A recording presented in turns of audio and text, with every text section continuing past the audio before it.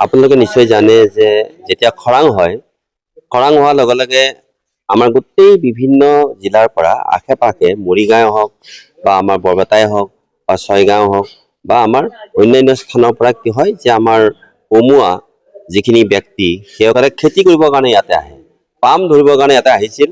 যেতিয়া উচ্ছেদ অভিযান প্ৰথম আৰম্ভ কৰা হৈছিলে আমাৰ গুৰুকুটীত, তেতিয়াৰ পৰা তেওঁলোকে কি কৰে যে তেওঁলোকে ঘৰ চৰ নাই, কিন্তু খেতি কৰিবলৈ আহে। আৰু এই খেতি কৰোঁতে কেইজনমান আমাৰ পমুৱা, বিশেষকৈ কেইজনমান মই সন্দেহযুক্ত নাগৰিকৰ নাম মই জানো, আৰু লগতে আমাৰো দুই এক মানে সেউজীয়া ব্যক্তিয়ে কি কৰিছে যে তেওঁলোকক এই গোটেই মাটিখিনিৰ ক্ষেত্ৰত তেওঁলোকক সহায় কৰিছে আৰু ঠিকা দিয়াৰ নিচিনাকে বা তেওঁলোকক মানে বন্ধকত দিয়াৰ নিচিনাকে মাটিখিনি পৰা পইচা লৈছে, পইচা লৈ পেলাই তেওঁলোকক এটা উৎসাহ দিছে, ৰক্ষণাবেক্ষণৰ তেওঁলোকে একোটা ভুৱা প্ৰতিশ্ৰুতি দিছে।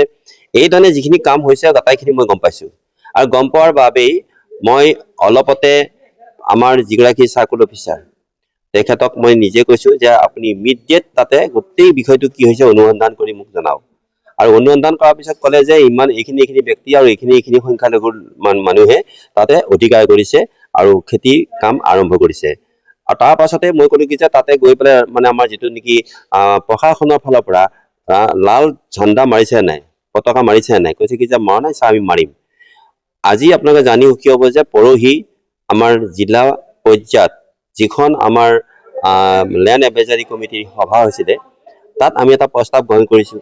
তাত আমাৰ জিলা আয়ুক্ত আছে, আমাৰ জিলা আয়ুক্ত আছে, তাৰোপৰি আমাৰ যিসকল ৰাজহ চক্ৰৰ বিষয়া আটাইখিনি আছে, আৰু তাতে এটা প্ৰস্তাৱ লোৱা হৈছে। আৰু ময়ে কৈছো যে অনতি পলমে যিসকলে এই ধৰণে কোনো ধৰণৰ অনুমতি নোলোৱাকৈ, প্ৰশাসনৰ অনুমতি নোলোৱাকৈ যিসকলে তাত খেতি কৰিছে, আৰম্ভ কৰিছে, যি ব্যক্তি নহওক কিয় উচ্ছেদ কৰিব লাগে। কোনো ধৰণৰ ইয়াত মানে কি আপোচ কৰা নহ'ব।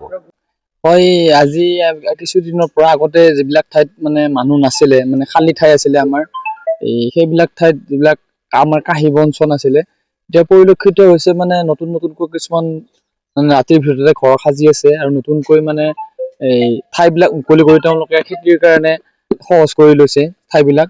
এই দেখি মানে আমাৰ বেয়া লাগিছে যে যিহেতু চৰকাৰে ইমান এটা ডাঙৰ পদক্ষেপ লৈ থকাৰ পিছত চৰকাৰৰ কথা কোনো কাণসাৰ নিদিয়াকৈ, কোনো মানে গুৰুত্ব নিদিয়াকৈ তেওঁলোকে এইবিলাক অবৈধভাৱে মাটিবিলাক আকৌ বেদখলৰ আওতাত আনি আছে, আৰু আনি পেলাই তাত নতুনকৈ মানে খেতি বাতি আৰম্ভ কৰিছে, নতুনকৈ ঘৰ সাজিছে।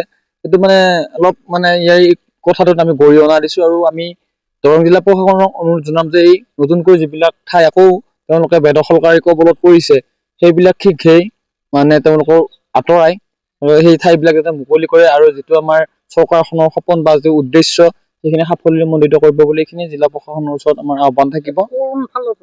এতিয়া তেওঁলোক ৰাতাৰাতিৰ ভিতৰতে ক'ৰ পৰা আহে, কেনেকে আহে, তেওঁলোকৰ পৰা কোনো ইনফৰমেশ্যন পোৱা নাযায়, কিন্তু প্ৰত্যক্ষ কৰা যায় যে তেওঁলোকে নতুনকে ঘৰ এটা বান্ধিলে গমেই পোৱা যায় নতুনকে সেইখিনি ঠাইত ঘৰ বান্ধিছে, নতুনকে মানে খেতি বাতি আৰম্ভ কৰিছে, যিহেতু আমাৰ ব্ৰহ্মপুত্ৰ চৰ এলেকা, হঠাতে মাটিবিলাক মুকলি কৰি লয়।